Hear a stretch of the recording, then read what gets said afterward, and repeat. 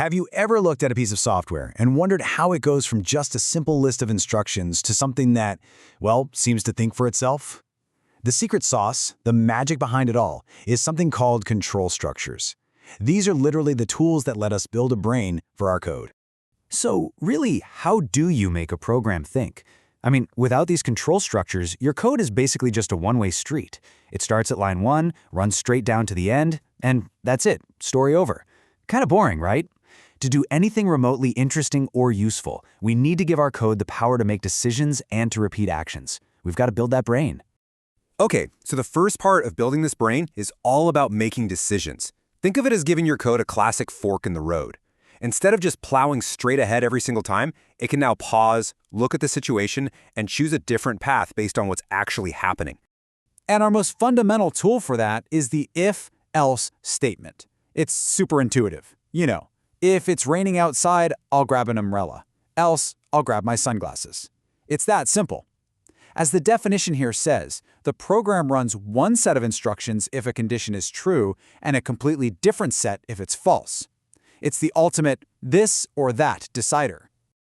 This flowchart really lays it all out, doesn't it? See how everything flows down to that diamond shape?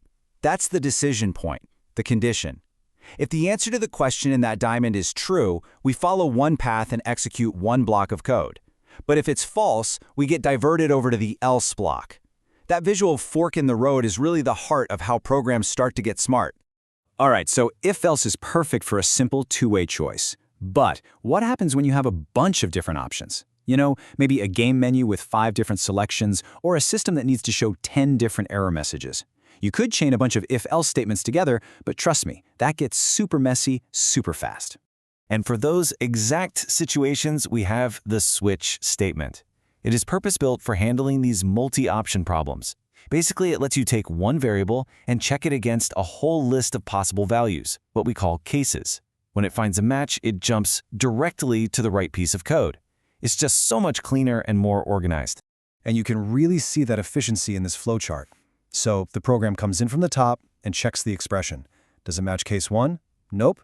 How about case 2? Yes, and boom!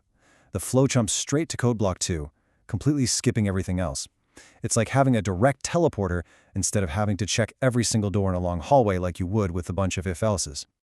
Okay, so our program can make choices. That's a huge step. But the next major upgrade to its brain is all about repetition. Seriously, if decision-making is the smart part, then looping is the program's tireless workhorse. This is how we get a program to do a task hundreds, thousands, even millions of times without us having to copy and paste the code over and over again. And the first tool we'll look at for this is the for loop. The key phrase to remember here is a specific number of times. But that's its whole deal. Whenever you know exactly how many times you need to do something, say count from 1 to 10, or process exactly 50 files, the for loop is going to be your absolute best friend. Now, the real beauty of the for loop is how it packs 3 crucial pieces of information all into one neat little package. First, you have the initialization, where you set up your counter, like starting at 0. Second, you have the condition, which the loop checks every single time to see if it should keep going. And third, you have the increment, which updates the counter after each pass, getting it one step closer to finishing. And this flowchart just nails that cycle. You start by checking the condition. Is it true? Yep. So you execute the code block. After that, you update the counter, the increment step. And then, the arrow goes right back to the top to check the condition all over again. It's this perfect, self-contained little engine that just keeps running until its job is done. So the for loop is awesome. No doubt about it. But it's not the only loop in our programmer's toolkit.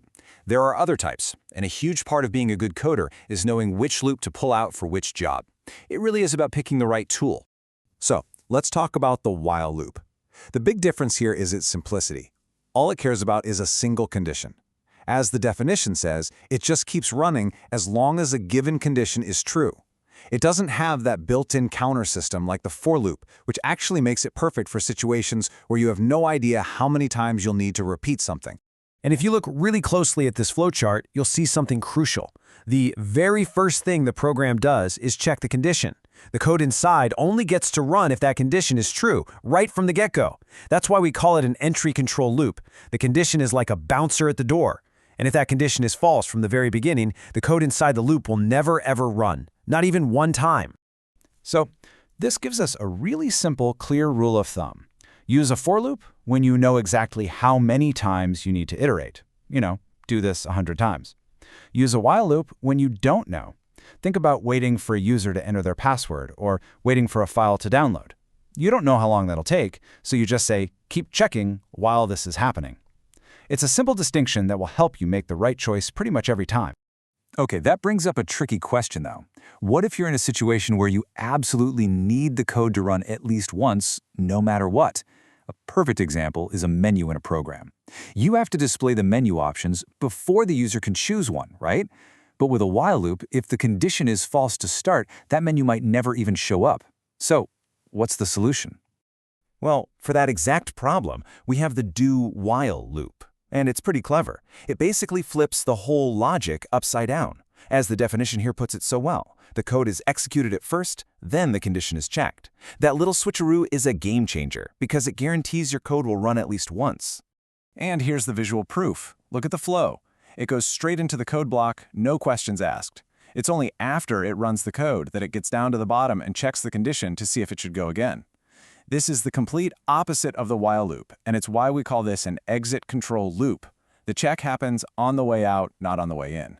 So, okay, we've gone through all the different types, the syntax, the rules, but let's just zoom out for a second. What this all really boils down to is control. With these tools, you're no longer just writing a dumb list of instructions. You are now the architect.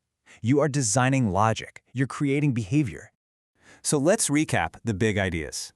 At the end of the day, these control structures really are the building blocks for your program's brain. You've got your conditional statements, the if and switch, that handle all the decision-making. Then you have your looping statements, for, while, and do while, that give it the power of repetition. Learning to choose the right structure for the job is what programming is all about. You can now direct the very flow of your program's logic. Which really just leaves us with one final thought. You now have the tools. You have the fundamental building blocks to create a program that can think, react, and do amazing work. So the only question left is, what are you going to build?